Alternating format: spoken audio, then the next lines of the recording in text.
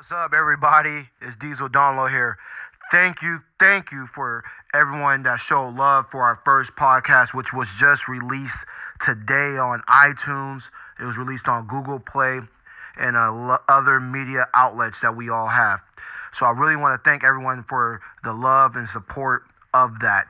And subscribe to the channel on YouTube, DieselDonlow, and it's about to be some legendary stuff. In the last podcast, we talked about, the background of the brand and how the brand formed, and we didn't go in detail, but just a little background of what we're trying to accomplish, what we're trying to do with the brand, what, some other ideas we're, heading to. And I think it was good that, that we dropped that and we're doing something that's, really legendary and special. So, check out that podcast, episode 1 on YouTube. It's on my Instagram. And it's going to be on other media outlets pretty soon. I'll put the link in the description box when they come available. Just wanted to continue off where I left off in the last video. As you guys know, I was talking about Lavar Ball. And you know how some people don't really, mess with Lavar Ball. But you guys got to respect that this man is one of the greatest marketing geniuses I ever met in my entire life. I felt like that he's just a genius. Like, he went from a household name to no name overnight. And, when he said my son's better than Steph Curry, even though his son's not better than Steph Curry yet, he make you believe that he's better than Steph Curry. And he said it right around the time where it was a good marketing tool, which was around March Madness. The Warriors are doing well in the league, and so it was a lot of media hype. And he's know what he's doing. He's one of the most smartest guys you ever, will come across. So you guys got to respect that. That man's trying to put his family in a position to be successful, and you got to respect the man that's, put his brothers to work. Big Baller Brand is good, and I really respect what they're doing. And I look up to a guy like him because he give people like me hope and a chance that one day I can have a family, as successful as that. So to leave off where I was continuing to go with this podcast was, everyone asked me, what is Muse State? And I said that what a muse was in the last podcast, which is an inspiration to art. Now the state is a state where you channel your muse, your inspiration, and you channel that into, to like your, it's like you channel that passion, that love, your art, your skill into a state where you're going to channel that power, that gift and that burning desire to channel it. You need to channel it, and you need to focus. You need to create like a state where you're going to be on hell bent on getting this done, and no one's going to stop you from reaching, your success. And I think that's very important that people do that, because it's like you have to be able to live your passion. You have to have love for your passion. You have to let it grow. You have to be able to separate, when you're your personal person, like when you're just home and, with your family, into a business or your brand, your passion, love. And the muse state is that. That's when you channel your muse state, and you get in a channel where you're unstoppable. You're an avalanche. Like, no one can stop you from getting to your goal. No one's going to tell you what you're going to do and how you're going to do it. You're going to just do it by any means necessary. And that's what muse state, is. You got to get in your muse state. And that's something like I took from, a lot of inspiration I have and a lot of muses I have in life. And I just combined a couple of different things like that I love when I was growing up in life. And it's just crazy like how I use like things I grew up on, and it's just crazy. And I think it's just like, it's awesome that you can like use things that you grew up watching, and then now I can use it to inspire others. So people ask me, what type of music do I do? Okay, so DieselDonlow does music that's for motivational, inspirational, and to you to be inspired. And my music does that because, we talk about situations, we talk about different stories and storytelling that you can take in life that you may go through. You may, be a little shaky on. You might not have the confidence. We're going to give you confidence and give you belief and give you hope, give you light. And my music is just, storytelling, motivational stuff, and to inspire you to be great, to be legendary, to be like unstoppable force of nature. That's like what I want you to take out of it. And it's just crazy to me like that I have like a music thing for people to be inspired, and a lot of people really enjoy my music, and I have a very, very, well,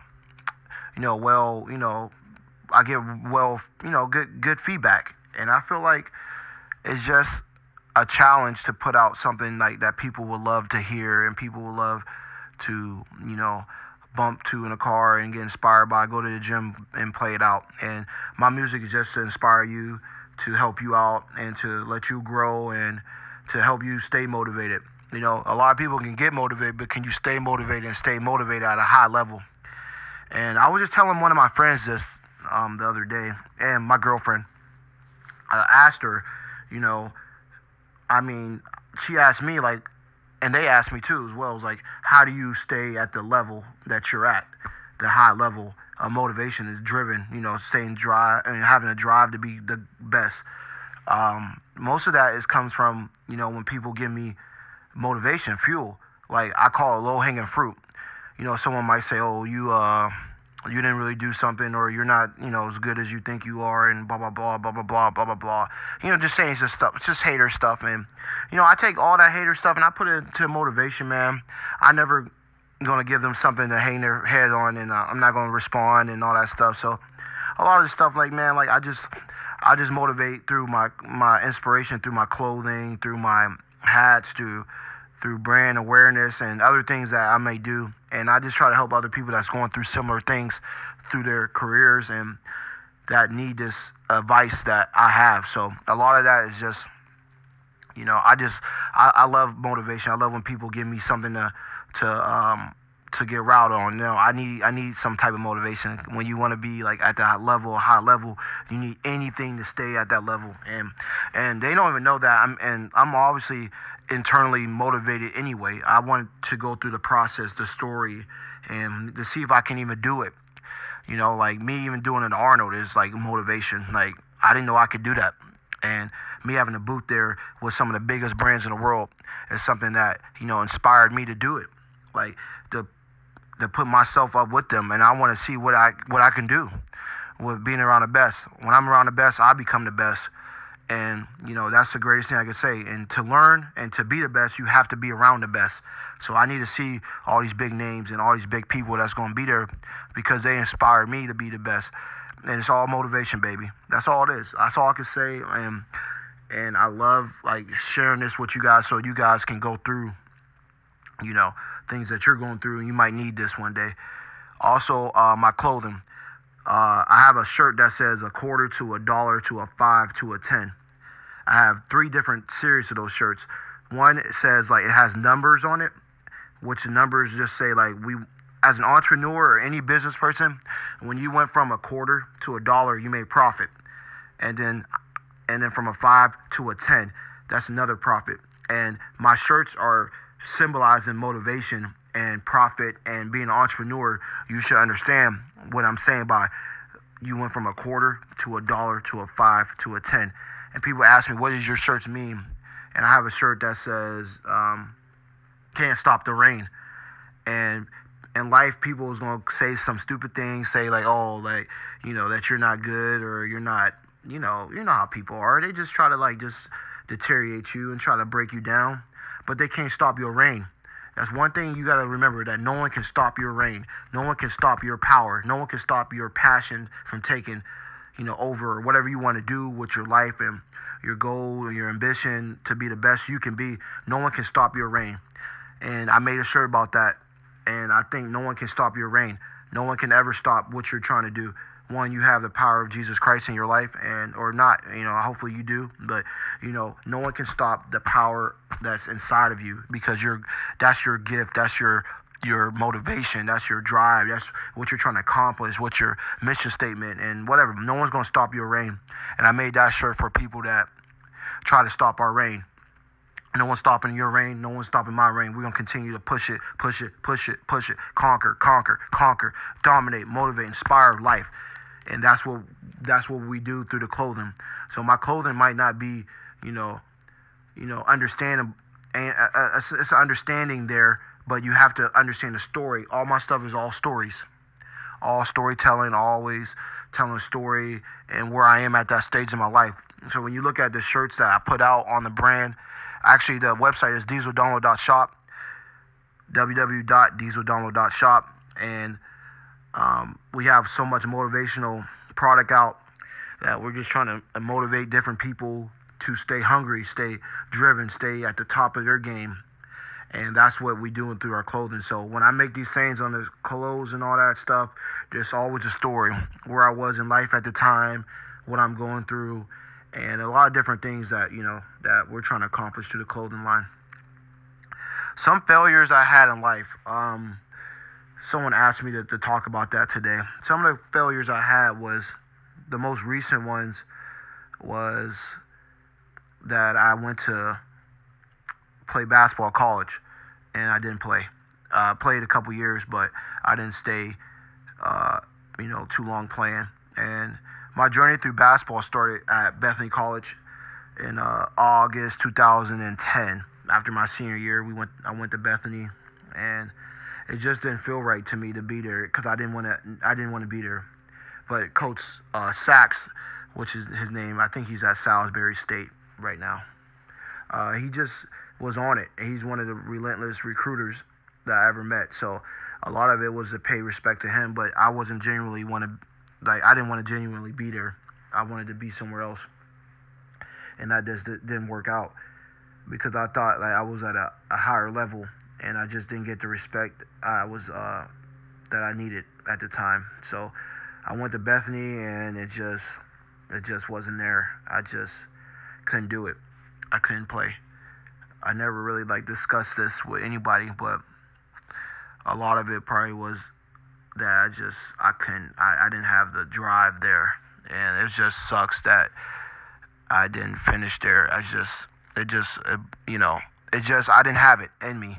For some reason, just something happened that I couldn't do it. I did all the conditioning all the way up to the point I did it well, worked out with the team, had good grades, and we could talk about that as well when I'm done with this segment on basketball. But that basketball journey was hard for me in college. I don't know what it was, but just some didn't work out. I played for 2 years. After I went to Bethany, I went to YSU. I was just a regular student there though, and then I went to YSU to Westminster College, and I played there for 2 years. And the last podcast I said I was going to discuss it, so now I'm going to discuss it in a manner where you guys can understand. So first year I go there, I sprained my ankle a couple weeks before practice started, and I already had a little setback, so I had to recover from my ankle injury. It was swollen like a balloon. The ankle was swole, and I sprained it playing basketball at Poland High School, where I went to high school at, and sprained it bad, really bad. And so I had a little setback coming into school that year for basketball, and plus I haven't played in a year and a half, so it was really like a setback because I didn't even play for a whole year. Plus I sprained my ankle, I had to get back in shape, and then I played that first year, and I remember coming off the bench, and I didn't even score the first game. If I remember that correctly, I didn't even score that first game, which hurt me. I never not went scoreless in my life in a game, never. And I was like, wow, that was like a low point. And then the next game, I started to come alive. I started to feel good, started making my shots, and started leading the team in rebounds, points, and all that stuff, and started doing my thing. And I had a lot of teammates that just didn't understand, who I was. We just never had a chance to cross paths like that. We just worked together. And I remember I had a teammate named Matt Shiner, which I guess he was there a year or two before me, and just upset that I came in there and I was just more hungry than him. I was ready to show people I could play still at a good level. And I remember he tried to elbow me or try to choke me up at practice, and it was just one of those things that you just have to go through. You have people in life that just don't understand the mission and the people being hungry in him or just being flat out better, and he just let his frustration out.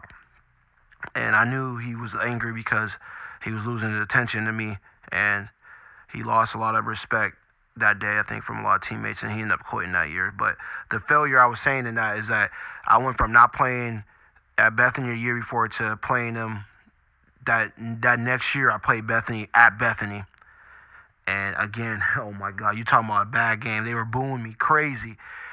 They were booing me loud. The whole crowd was just going at me. They was going at me at a high level, like booing me. And it's just, I couldn't handle it, man. For some reason, I couldn't handle it in terms of like scoring and producing, but I could handle it being there. But it was one of the toughest games I ever had because it was a hostile environment, and it was one of those ones like, man, I had 0 points. So again, I failed in that aspect. So I come back and play them again, and this time I was ready. And sometimes you have to go through life. You have to go through situations that you may go through, and you may have to like fight through it. And that was one of the ones I had to fight through. Some other failures I had was, going to 7 different schools. I don't know if that's a failure or success, but I went through a lot of different schools. Didn't even know I would graduate, because I didn't know how long it would take for me to graduate. But it all worked out at the end of the day. But some of the failures I had was not working hard when I was playing basketball, and I wish I would have just gave it like 100%. I wish I would have did it at a high level, and just like I'm doing now. I don't know if I went through it just to, that's what God wanted me to go through, but now I'm a powerful figure. I work hard, I work smart, and my drive is so much better than it ever been. It's just crazy to me. Just crazy. And that's some of the failures I had. It's just, wow. And then after I left Westminster College, I went to Hiram and I tried to play and it didn't work out. And I thought I was a failure. I was at the bottom. That's when I felt at my lowest point of my life was when I didn't play basketball at Hiram.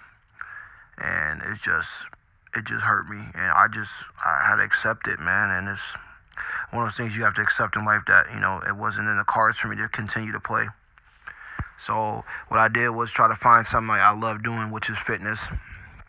And I got to fitness, and I really wanted just to, like, I guess I had to be a trainer and figure out how to be, train people and all that. So I used to practice on my friends. We used to try to be in gyms, and I would try to train them on the low, and I had to learn how to if I could do it, and then I was like, okay, I could do it. So by this time it's 2014, into 2013, beginning of 2014.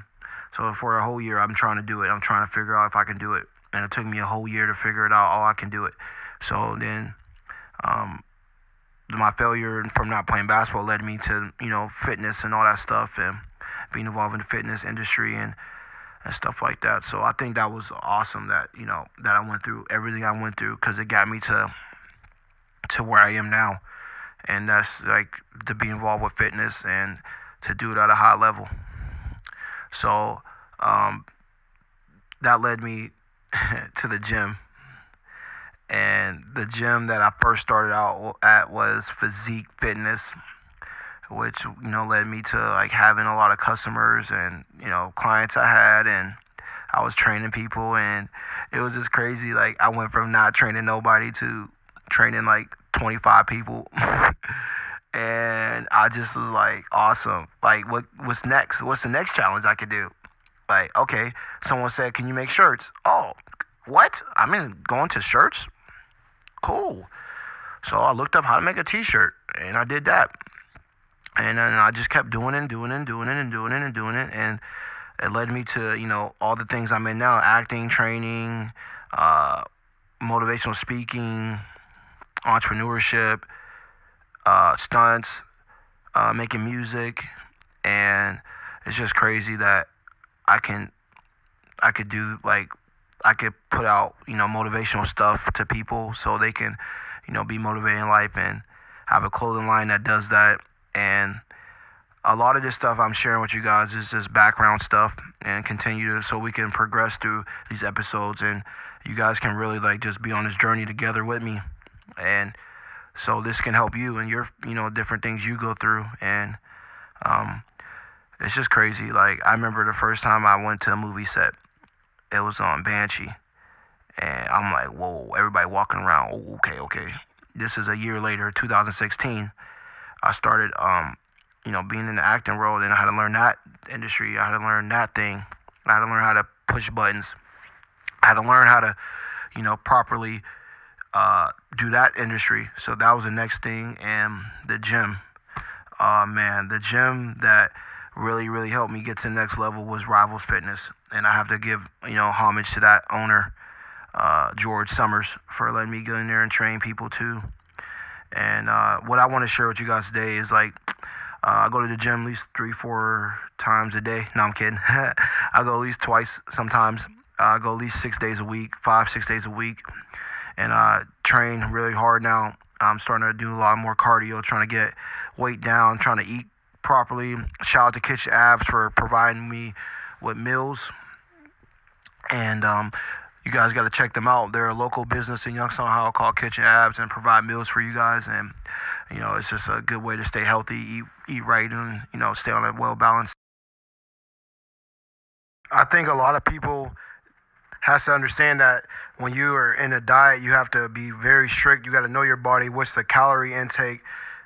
You have to really study the macros and all that stuff. And I really don't get into all that, but I just want you guys to know, it's ways out there for you to understand your body, what calorie intake. If you need to burn this much calories, you really need to focus on your body and what your body can handle, the sodium level, all types of stuff. You guys need to really be into that stuff, because if you don't pay attention to that stuff, some things could happen. You just need to pay attention to detail and be really, really, really on it, because if you focus, positive energy to your body, you get positive energy back. And I feel like that's very important for people if you want to see strides in your fitness, gains, and all that stuff. And the last thing I want to talk about is my support and appreciation for everyone that supports what we're trying to do. I know you guys see me posting a lot, on YouTube and all this stuff, Facebook, Instagram story, Snapchat, and all that.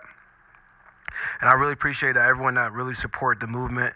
The brand is growing. We're getting stronger. We're dominating. We're motivating. We're inspiring life. We're getting to the next level. And I can't wait for you guys to be a part of it. And you guys got to grab some clothes, support the movement. I got a couple of discount codes out there. One of them is Larry Lemuel, and the other one is Youngstown. And